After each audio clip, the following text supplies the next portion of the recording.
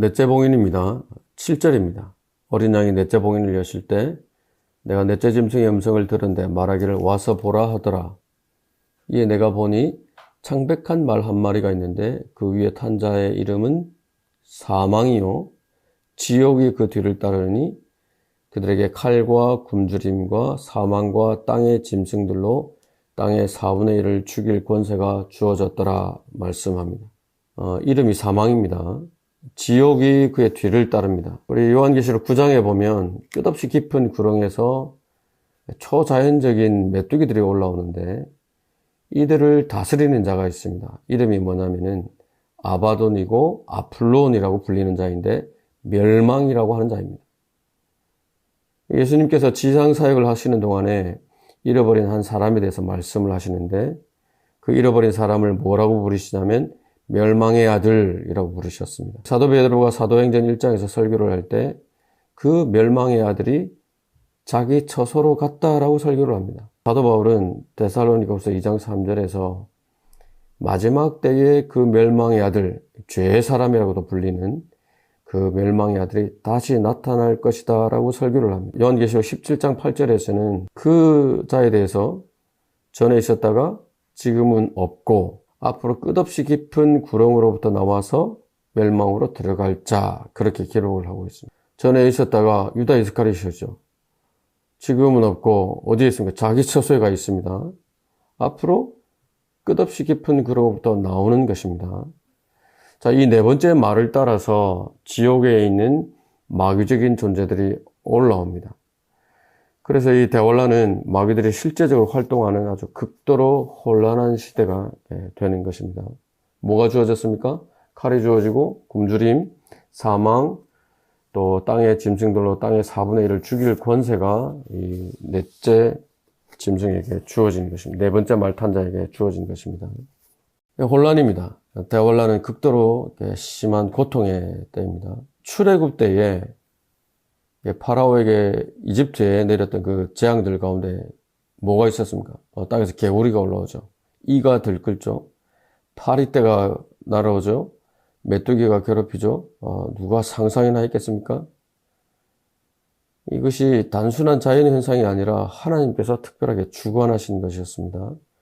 우리가 공부하고 있는 이 대환란 기간, 출애굽 때보다도 더 큰 고통이고 더 큰 혼란이 있고 그런 시기가 되는 것이죠.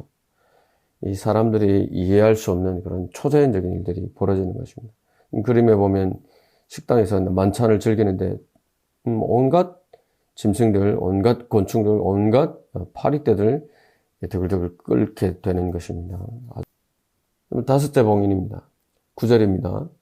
어린 양이 다섯째 봉인을 여실 때 내가 보니 제단 아래에는 하나님의 말씀과 그들이 가진 증거 때문에 죽임당한 자들의 혼들이 있는데 그들이 큰 음성으로 울부짖으며 말하기를 오 거룩하시고 참되신 주여 땅에 살고 있는 그들을 심판하시어 우리의 피를 갚아주실 날이 얼마나 남았나이까 하더라.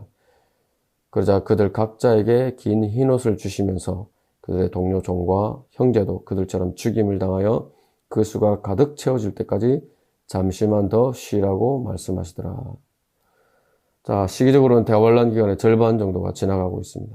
제단 아래에서 죽임당한 자들의 혼이 기도하고 있는데 뭐라고 기도합니까? 복수를 해달라고.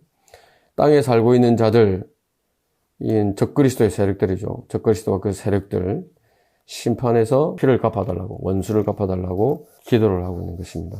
데살로니가후서 2장 4절에 보면 적그리스도가 성전에 앉아서 경배를 받습니다. 그는 대적하는 자며 또 하나님이라고 불리는 모든 것과 숭배받는 대상 위에 자신을 높여 하나님의 성전에 앉아 하나님처럼 보여 자신을 하나님이라고 하느니라. 하나님이라고 불리는 모든 것, 숭배받는 모든 대상 위에 높여서 자기가 하나님의 성전에 앉아서 자기가 하나님이라고, 그 모든 것들을 주관하는 하나님이라고 그렇게 경배를 받게 되는 것입니다. 형상입니다. 형상을 세웁니다. 살아있는 짐승의 형상입니다. 경배하지 않으면 먹고 살 수 없습니다. 경배하지 않으면 잡혀서 목이 잘리게 되는 것입니다. 복종을 거부하는 유대인들은 제단의 제물로 드려질 것입니다. 짐승의 표를 받지 않으면 죽임을 당합니다. 요한계시록 20장 4절에 보면 이때의 사형 방법은 목을 쳐서 죽이는 참수형입니다. 총살이라든지 가스실, 전기의자 이런 것이 아닙니다. 과거에 로마 제국하에서 사용되었던 그 방법이 그대로 다시 행해지는 것입니다. 표를 받는다는 것은 단순히 몸에 표식을 하는 정도의 의미가 아닙니다. 짐승에게 경배한다는 것입니다. 나는 그 짐승의 것입니다. 소유권, 동물들에게 소유를 표시를 할 때 인장을 찍지 않습니까? 똑같은 의미입니다. 자신의 혼을 마귀에게 파는 것입니다. 우리는 어떻습니까? 이 시대의 그리스도인들은 이것과는 무관합니다. 얼마나 감사한 일입니까? 앞에 이제 그림에 제단 아래에서 부르짖는 사람들입니다. 이 사람들은 죽임을 당했는데 왜 죽임을 당했느냐면 요한계시록 20장 4절에 보면 예수에 대한 증거와 하나님의 말씀으로 인하여 순교했다라고 말씀을 합니다. 복수해달라고 부르짖는 이 순교자들에게 잠시만 쉬라고 그러시죠. 이 사람들이 7장 9절에 보면 셋째 하늘에 올라가 있습니다. 7장 9절에 이 일 후에 내가 보니 보라 모든 민족들과 족속들과 백성들과 언어들에서 온 아무도 셀 수 없는 큰 무리가 흰 옷을 입고 그들의 손에는 종려나무 가지를 들고 보좌 앞과 어린 양 앞에 서 있다라고 말씀하시고 13절을 보시면 그때 장로 가운데 한 사람이 대답하여 나에게 말하기를 흰 옷을 입은 이 사람들이 누구며 어디서 왔느냐 하기에 내가 그에게 말씀드리기를 주여 당신이 아시나이다 하니 그가 내게 말하기를 이들은 대환란에서 나온 사람들이며 자기들의 옷을 씻어 어린 양의 피로 희게 하였느니라. 자기들의 옷을 씻어 인내라고 하는 행위를 말합니다. 어린 양의 피로 희게 하였다. 믿음을 말합니다. 그래서 대환란 기간 동안에 믿음과 인내라고 하는 행위를 통해서 흰옷을 받게 되는 그 사람들을 이야기를 하는 것입니다. 뭘 말하는 것이냐면 환란 기간 동안에 환란 성도의 휴거가 있을 것이다 라고 하는 것을 보여주는 것입니다. 여섯째 봉인입니다. 12절입니다. 또 내가 보니 어린 양이 여섯째 봉인을 여실 때 보라 큰 지진이 나며 해가 머리털로 짠 천같이 검어지고 달은 피처럼 되었으며 하늘의 별들이 마치 무화과 나무가 강한 바람에 흔들려 설익은 무화과가 떨어지듯이 땅에 떨어지며 하늘들은 두루마리같이 말려서 쓸려가고 모든 산과 섬도 각기 제자리에서 옮겨졌으니 땅의 왕들과 위대한 자들과 부자들과 대장들과 힘있는 자들과 모든 종과 모든 자유인이 각자 토굴과 산들의 바위 틈에 숨어서 산들과 바위들에게 말하기를 우리 위에 떨어져서 보좌에 앉으신 분의 얼굴과 어린 양의 진노에서 우리를 숨기라. 이는 그분의 진노의 큰 날이 임하였으니 누가 감히 설 수 있으리요 하더라. 지진입니다. 민수기 16장에 보면은 코라가 반역을 하는데 땅이 입을 벌려서 그 사람들 또 물건들을 산채로 다 삼켰다라고 기록을 하죠. 코라의 무리가 산채로 구렁으로 떨어졌다라고 기록합니다. 그때 뭐가 일어난 것입니까? 대지진이 일어난 것입니다. 8장과 16장에서도 대지진을 예고하고 있습니다. 14절에서는 이 지진에 의해서 모든 산과 섬이 제자리에서 옮겨졌다라고 말합니다. 얼마나 대단한 지진이겠습니까? 지진이 일어나면 해일이 일어나죠.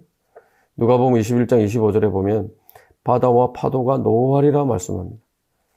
바닷가 주변에 있는 도시들, 섬들 다 물에 잠기게 되는 것이죠. 해가 머리털로 짠 천같이 검어진다라고 말합니다. 해와 달, 별들이 빛을 잃게 됩니다. 자, 한번 상상해 보는 겁니다. 해가 한 3일만 3분의 1이 그렇게 빛을 잃었다라고 상상을 해보면 어떻겠습니까? 이 지구는 빙하기로 접어드는 것입니다. 빙하기로. 달이 피처럼 변한다고 되어 있죠. 출애굽기 10장에서 내렸던 9번째 재앙이 어두움이었습니다. 3일 동안 칠흑 같은 어두움이 있었습니다. 이 이집트에 내렸던 재앙들은 대환란 때 있을 그 재앙의 예표가 된다고 말씀하시죠. 천체가 빛을 잃는 것입니다. 핏빛으로 변하는 것은 예수 그리스도의 재림이 곧 있을 것을 보여주는 그런 표적이 될 것입니다. 하늘에서 유성이 떨어집니다. 13절에 보면 설익은 무화과 나무가 강한 바람에 흔들려서 떨어지듯 땅에 떨어진다라고 말합니다. 얼마나 요란하겠습니까? 그 다음 절에 보면 하늘이 두루마리 같이 말려서 쓸려갔다라고 말씀을 하십니다. 복수하러 오시는 왕입니다. 16절에 보시면 산들과 바위들에게 말하기를 우리 위에 떨어져서 보좌에 앉으신 분의 얼굴과 어린 양의 진노에서 우리를 숨기라. 이는 그분의 진노의 큰 날이 임하였으니 누가 감히 설 수 있으리요 하더라. 주님께서 복수하러 오시는 것입니다. 예수 그리스도를 거부했던 민족들을 복수하러 오시는 것입니다. 십자가에서 죽어가면서 구원을 제시하셨던 그 예수 그리스도가 아닙니다. 진노를 가지고 복수하러 짓밟기 위해서 오시는 분입니다. 이렇게 해서 6장이 끝이 납니다. 정리를 해보면 첫째 봉인을 여실 때 흰말 탄자가 있었습니다. 적그리스도입니다. 둘째 봉인을 여실 때 붉은 말 탄자가 나왔는데 전쟁이 있고 유혈이 뒤를 따랐습니다. 셋째 봉인을 여실 때 검은 말 탄자가 등장을 했고 대단한 기근이 있었습니다. 넷째 봉인을 여실 때 창백한 말 탄자가 등장을 했고 사망과 지옥이 뒤를 따랐습니다.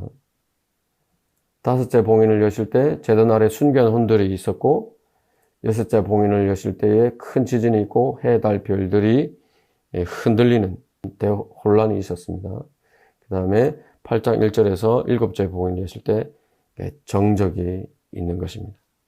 이렇게 해서 7가지 봉인에 대해서 우리가 공부했습니다.